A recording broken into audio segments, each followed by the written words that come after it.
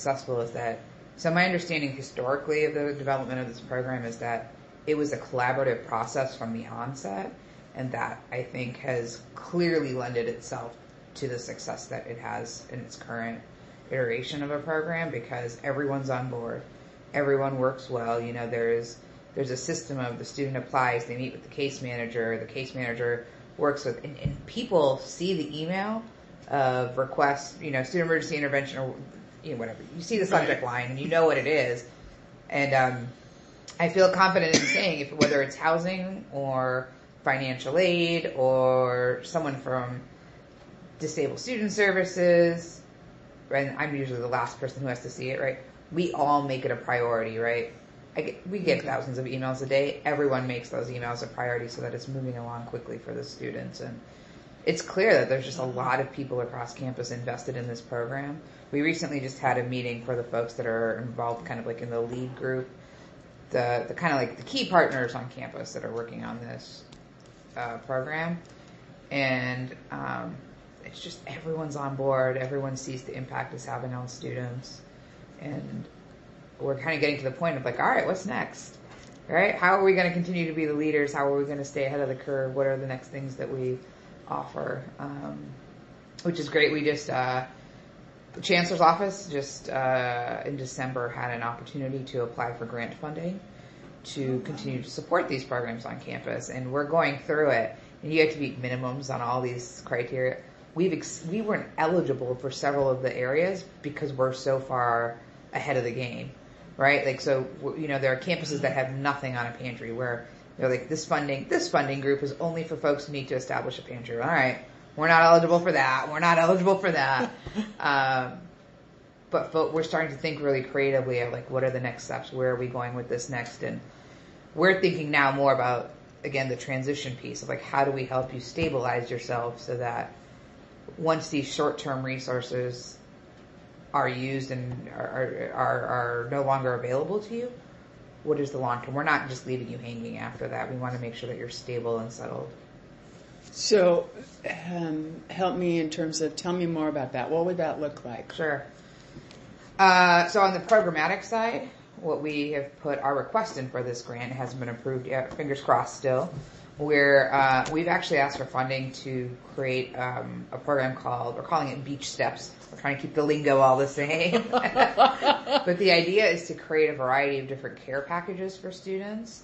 So we have students that who are walking to and from school and don't have things like umbrellas or jackets or socks. And so there are other components to kind of stabilizing the human, right, at a basic level.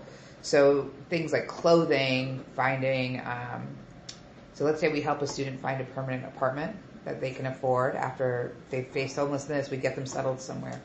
What if they move into an apartment that's not furnished, doesn't have kitchen supplies, doesn't have a mattress, doesn't have, you know, even at the very basic kitchen supplies and a mattress. I'm not even talking about lights and couches and stuff. Right. So we're thinking, our proposal is like, what if we get like kitchen starter sets that we can say, look, now you've got a place to live and you've got the ability to cook for yourself. Here's some stuff to get you started. And they're not very expensive, quite honestly. You can get like those, they have these like college kitchen sets that are, you know, $30-$40 that we could keep a stack of them, and somebody who's moving in somewhere new could, just to get them started as they get settled and on their feet. We were thinking about things like air mattresses, again, for somebody, here's an apartment, where are you sleeping? The clothing was a big one. Socks, shirts, even like sweatpants, hoodies, things like that. And we were going to work with the bookstore on some of that. Not that it would be branded, but they can purchase those things in high volume at low cost, right? Like, we just want a bunch of plain socks. We bought a bunch of plain hoodies, and they've already got these deals with vendors. And so this is the type of stuff we want to create, a variety of different types of care packages to help students in the transition process. And again, on the transition part, the other place that we're working on is our folks are continually trying to build relationships with folks in the community around, like, there are folks who just have an extra bedroom in their house. And could they take in a student for 3 or 4 months? And so our case managers are building those relationships so that when the need is there, we can call up somebody and say, look, this is our student, this is their case. they're on hard financial times, or they got kicked out of their house because of a family situation, or they're leaving a violent situation with a partner, or whatever it is. Is getting them, so they just need a place to stay for the rest of the semester, and we'll work with them to kind of get on their feet afterwards. Beautiful. So we're building those relationships. I actually just read something. This is not really relevant to this. I actually read an article unrelated to colleges, but this idea of like there are lots of, particularly in many communities, there are lots of senior citizens who live by themselves, and often because they've had their family has moved on, they're a widow or widower, and they generally, sometimes they have extra space, and sometimes they rent out their space, sometimes it's not even about the money, it's just about the human relation and companionship of having another living being in your space. And so I read some city it wasn't to face homelessness, or it was really to combat like loneliness and isolation for senior citizens. And so they were having young people move in, and I was like, we should set that up. I've been meaning to tell Mercedes that. Yeah, that's how I got through graduate school with my master's in social work. Yeah. I lived with a woman who, her husband had died and wasn't eating. Yeah. And so I rent free. She had this big, huge apartment. I had my own space, and she had her own space. And then I just came home at dinner time, and we had dinner together. Wow. Free rent. Wow. And there was a stipend, I think. So, yeah. That's awesome. So I would, because we got a gerontology program.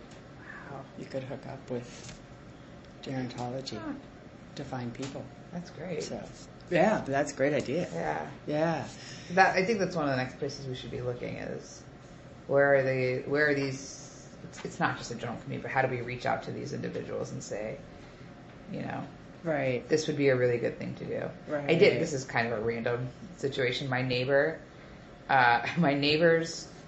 partner's father got called once about a student, like whether or not a student if he was available to have a student come stay with him. And my neighbor didn't really know what was going on, so she called me because she knew I worked here. She was like, "What's going on? Do you know this Mercedes character? Who is she? And what is she doing? Should my partner's father take this guy in?" The student, I don't know who the student was now. And I was like, "Oh, this is so random that it came back to my personal life." But okay, yeah. So here's our program, and this is why we offer it. And we would never put anybody in a home situation that would be a danger to anyone. And that's what they are concerned about. But. Right. Right. Like, this is totally safe. Yeah, like this is a great thing. If your partner's father can do it, it would be an amazing resource. Is there any conversation about helping the students with the rent for the new apartment, like first and last, or anything like that? The emergency grants can be used for that. Okay. Yeah, but that's again $500. That's not even first month's rent. Like this is an expensive place to live. Right.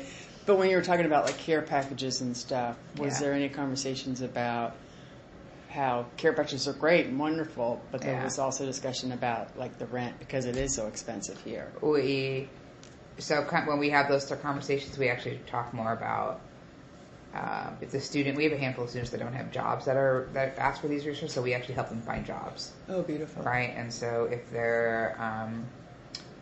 if they can work in the United States, we help them find jobs. Where we have a much broader range, and if they don't have a work permit to work, we help them be a little bit more creative in helping them find a source of income. Okay. But that's part of the long-term stability, right? Is at some point having a job is what will be really helpful in providing the financial stability for moving forward. Beautiful. What's your vision? What's your, like in 5 years, what would you love to see? In 10 years, what would you love to see? Ideally, right, we wouldn't have students that are facing these challenges at all. I don't think that's a reality based on the students that we serve in the CSU, right? And, one of the things that makes me really proud to work in the CSU, and this is now my third CSU campus, is this is arguably one of the most democratic forms of education available, right? And it's beautiful that we can offer this. And so knowing that is how do we provide more resources on campus? Like, for example, we're building more housing on campus. How do we ensure that it's affordable, and how do we have sufficient quantity of housing to meet the needs.